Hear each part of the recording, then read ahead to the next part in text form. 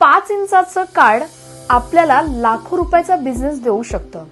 अर्थातच मी visiting card बद्दल बोलते. अनेक सेमिनार्स, वर्कशॉप किंवा बिझनेस कॉन्फरन्समध्ये मला महाराष्ट्रातील विविध भागातील महिला उद्योगिनी भेटत असतात. पण यापैकी अनेक जणींकडे बिझनेस कार्ड नसतं.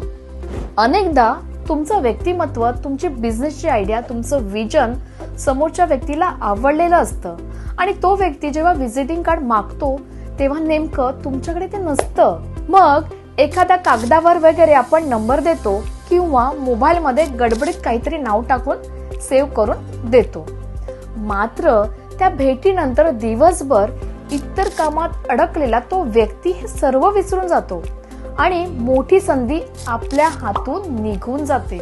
त्याऐवजी जर कार्ड असलं की तुम्ही आणि तुमचा ब्रँड लक्षात राहण्याची अधिकाधिक शक्यता राहते. आता हे झालं तुमच्याकडे व्हिजिटिंग कार्ड असावं हे सांगणं. पण दुसरीकडे तुम्ही अशा कॉन्फरन्समध्ये जे कार्ड जमा केले आहेत ते तसेच वाया जाऊन देऊ नका.